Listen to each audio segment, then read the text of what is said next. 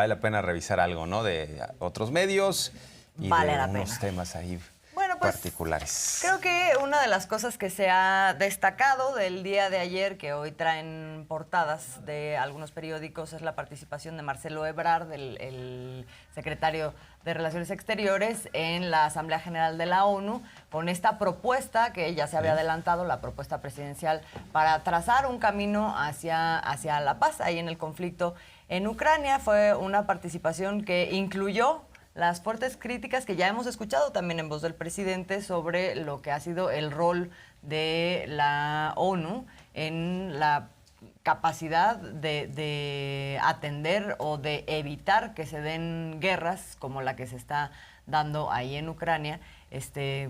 Pues prácticamente como un florero, un poco lo ha pintado el presidente, en lo que muchos coincidimos, Sí. por lo que hemos visto, y va Marcelo Ebrard y habla de eso y habla también de la propuesta. Podemos escuchar un poquito de lo que fue esta participación de ayer del canciller.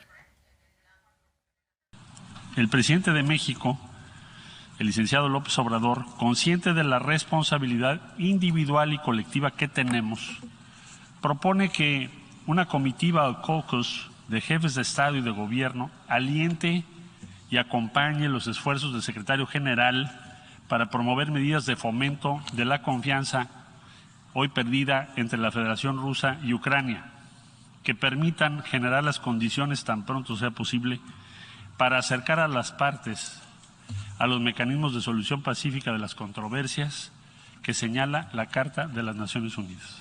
Esta propuesta ha sido compartida en días pasados con el secretario general y con las partes involucradas, así como con las delegaciones de la India y de la Santa Sede.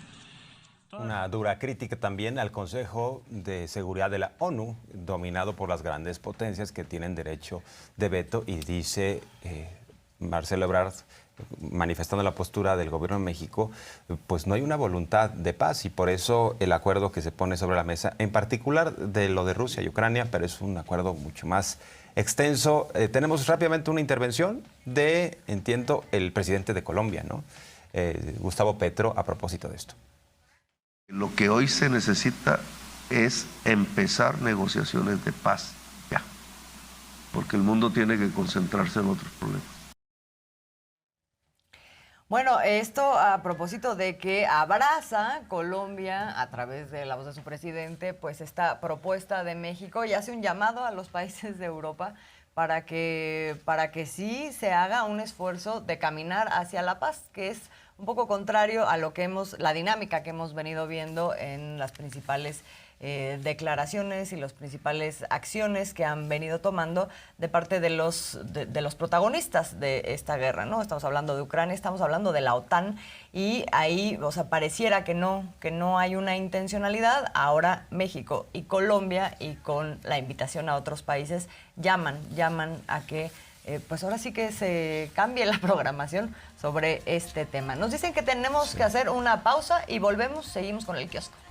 Y bueno, creo que esto de la postura de México ante la ONU lo refleja claramente Milenio. En su primera plana, si la ponemos, dice: la ONU no puede con el tema de la guerra, reprocha Ebrard.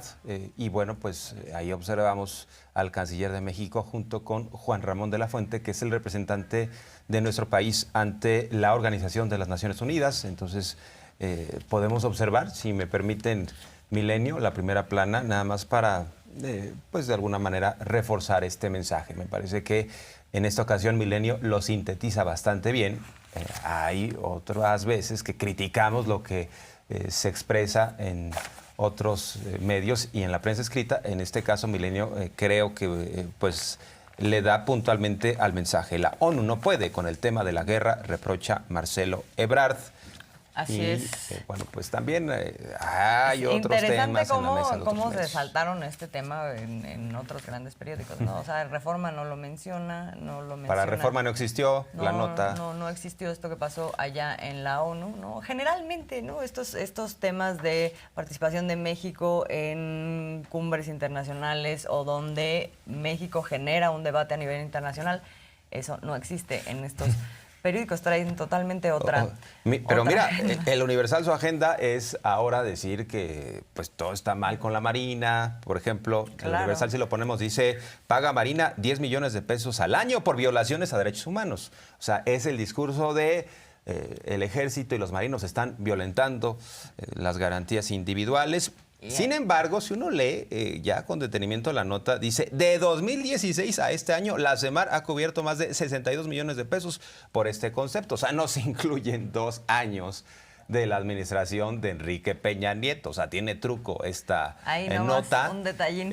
Tendríamos que ver qué tanto violación hubo en los años precisamente que le corresponden a Peña Nieto, pero le quieren cargar también el muertito a la 4T. Sí, y de nuevo, ¿qué tantas violaciones hubo? Y la tendencia, porque no es lo mismo hablar de acumulados que de tendencias, y creo que esa es una distinción muy importante que ya desde ayer estábamos aprendiendo esa lección.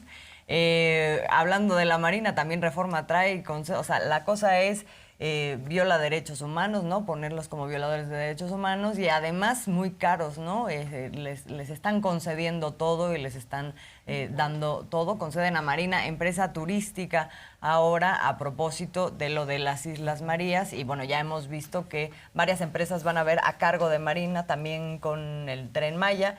Y esto pues tiene que ver con el combate a la corrupción también. Pues sí, además es un refrito porque ya Es se un había refrito. anunciado lo de las Exacto. Islas Marías, que tiene ya un gobernador y que está a cargo de la Marina. Entonces, ¿qué le sorprende? Pero bueno, es esta narrativa de decir, ay, se está militarizando al país. Y bueno, a propósito de lo que estábamos hablando, estimada Azul, de la postura digna de México, es una postura de paz. ¿A quién le puede incomodar más que a los conservadores que nada les embona del presidente López Obrador? O sea, es una propuesta de paz y dicen, ya vieron que un asesor del gobierno ucraniano descalificó la postura del presidente diciendo que era prorrusa. Bueno, ya también se está haciendo la aclaración que las autoridades ucranianas formales, o sea, los de la Cancillería de ese país, ya se deslindaron de ese asesor y dijeron, no, nosotros no nos estamos peleando con México. Así es, Y, hoy ¿no? revela eso el presidente, que el canciller Marcelo Ebrard le cuenta de una reunión que tiene con el ministro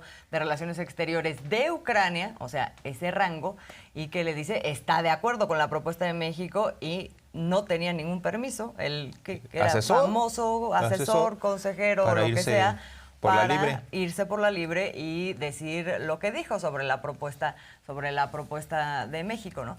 Entonces, pero eso sí se destacó, eso que hizo ese asesor sí se destacó. Vamos a ver qué pasa con esta aclaración. Yo la verdad es que no veo que vaya a estar en primeras planas, Sí. pero bueno, eso se aclara esta mañana relacionado con este tema, ¿no? De la participación de México. Y así lo dijo, ¿no? El presidente. Vamos a escuchar. Ayer me informó Marcelo Ebrard, en la ONU, que se entrevistó con el ministro de Relaciones Exteriores de Ucrania y que le expresó que veían bien nuestra propuesta de paz y que el señor que había escrito un Twitter en contra, diciendo que nuestra propuesta era a favor de Rusia, no tenía ninguna autorización del gobierno de Ucrania. Eso fue lo que me informó Marcelo Ebrard, que se entrevistó con el ministro de Ucrania. Es interesante, ¿no?, que se conozca, porque hicieron un escándalo con eso.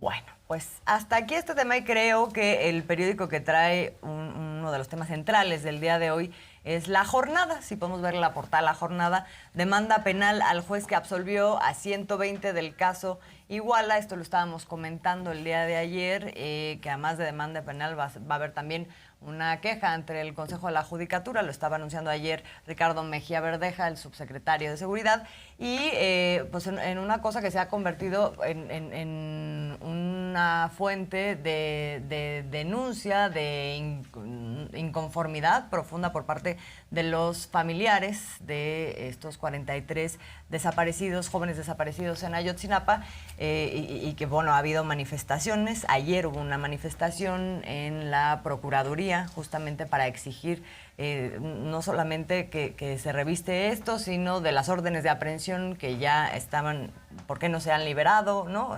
Hay toda una serie de demandas por parte de los familiares, y esto del juez abona a estas molestias profundas que hay por parte de las familias. Y hay que decir, pues varias cosas se dan alrededor de eso. Hay que decir, esta mañana, creo que en estos momentos ya está iniciando una conferencia de prensa por parte de la Comisión de la Verdad que encabeza Alejandro Encinas, para hablar justamente pues de cómo va este tema, y el presidente dice hay que abrir toda la información sí. Sobre esto, que por cierto es una cosa que se ha venido haciendo, ¿no? Sin duda. Bueno, la manifestación ante la Fiscalía General de la República. Vamos a escuchar parte de lo que está diciendo el subsecretario de Derechos Humanos, Alejandro Encinas, encargado del caso Ayotzinapa. Tres temas que me resultan interesantes. El primero es, se ha mencionado en 2 ocasiones por parte del presidente de la República a Miguel Ángel Osorio Chong. Es preguntarle si también se contempla la posibilidad... A ver, regresaremos en cuanto esté hablando el subsecretario, ¿no? De Derechos Humanos. Creo que vale la pena retomar, y si nos bajan este sonido, vale la pena retomar la respuesta que da el presidente. Por un lado, la parte general, en donde ha insistido la necesidad de una reforma al Poder Judicial. Hay que destacar que en esta 4T, el poder que menos se ha tocado, porque no lo han querido los propios togados, los ministros, los magistrados, pues así de Poder Judicial. O sea, pareciera que no está pasando la transformación, que se quedó trunca en lo que hace al Poder Judicial. Pero dice el presidente, pues hay una independencia de poderes, sí soy el jefe del Estado, pero yo no voy a provocar esta reforma en el Poder Judicial con todos los vicios que tiene. Y en el caso de Ayotzinapa, pues se refleja lo que significa hoy en día el acceso a la justicia, porque hay muchos elementos en torno a estos 120 absueltos por un juez, pero se va por la forma el juez. Ay, es que el reporte del Ministerio Público está mal llenado, es que no fue a la hora exacta la detención que marcaron en su momento, y bajo esos pretextos no se está otorgando a la sociedad, muy lastimada, justicia. Por eso el presidente dice, ¿dónde está la justicia? Y lo comentó así. El problema es que no se aplica la ley. Pues ahí están los artículos. No hay un artículo que diga hay que liberar a delincuentes, hay que atentar en contra de los derechos humanos de la población. No, el problema es la aplicación de la ley, y tiene que ver mucho con la impartición de justicia. Sí, o sea, ¿cómo sí hacer? O sea, lo que hace falta es un sentido de justicia, ¿no? ¿Cómo sí hacer que caminemos hacia la reparación del daño y la aplicación de la justicia en un caso tremendamente complicado, donde están involucradas prácticas, además de estas que mencionas, Jorge Armando? Sí se habló del tema de la tortura como mecanismo para sacar información o para sacar confesiones, ¿no? Esto está presente, digamos, en estos 120 casos también. Y el presidente lo que cuestiona es, pero ¿cómo es posible que no haya una necesidad por parte de los jueces y del sistema de justicia para que sí se encauce, que pueda llegarse a la verdad y puedan fincarse responsabilidades aún con estas cosas presentes? Es decir, por ejemplo, lo que cuestiona en este caso es ¿por qué no se repone el caso y por qué no se investiga el hecho de que hubo esas torturas y esas faltas severas al debido proceso? Vamos a ver. Esto que ayer se dio a conocer del juez que está atendiendo el asunto de Ayotzinapa, que ha liberado 120 implicados. Y saben que todo tiene que ver con el supuesto debido proceso. Son fallas en la integración de los expedientes que presenta el Ministerio Público. O sea, forma, no fondo. Puede ser derecho, que está por verse, porque yo creo que eso es chueco, pero sin duda no es justicia. ¿Por qué no se repone el procedimiento? ¿Qué no es juez? ¿Qué no tiene que ver con la justicia? ¿Quién lo nombró? ¿Por qué el caso de Ayotzinapa, que tiene que ver con Guerrero, lo atiende un juez en Tamaulipas, pero en la frontera, que además vive en Estados Unidos? ¿Cómo si hay tortura no se indaga y no se denuncia a los torturadores? Exactamente. Entonces, sí hace falta una revisión y ojalá y tomen la iniciativa al interior del Poder Judicial.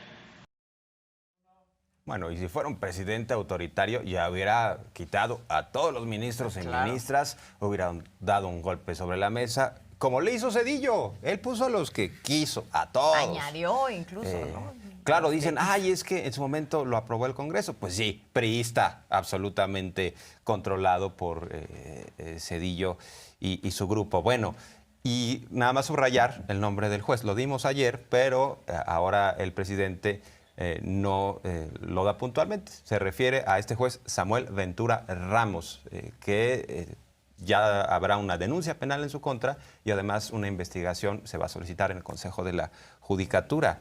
Que constantemente el presidente critica a este consejo porque dice, pues no están actuando como deberían, no hay una velocidad lo suficientemente clara que nos pongan a nosotros a pensar de que sí pueden rendir cuentas los jueces. Ha puesto el ejemplo de Estados Unidos, que incluso ahí los eligen, están en función de la gente, del pueblo. Y aquí, ¿a qué obedeces? ¿A qué intereses obedecen estos jueces? A los de antaño, estos grupos de poder enquistados y que están resistiendo, digamos, a la cuarta transformación, ¿no? Están como si fuera una isla, con las mismas prácticas de siempre, ¿no? Sí, donde existen muchos ya testimonios de que eso sucede al interior del Poder Judicial y también al interior de los órganos autónomos, de los que, por cierto, también habló, pero para no desviarnos.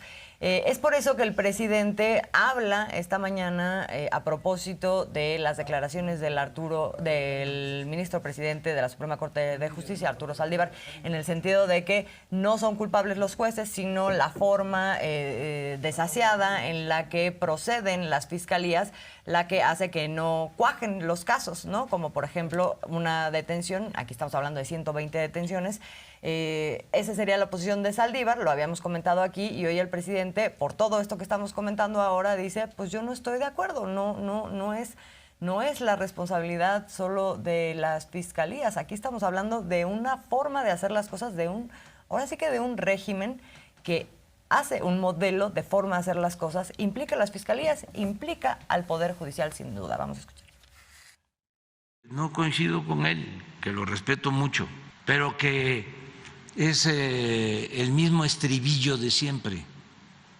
Llevo años escuchándolo, de que no es la culpa de los jueces, sino de los ministerios públicos que integran mal los expedientes.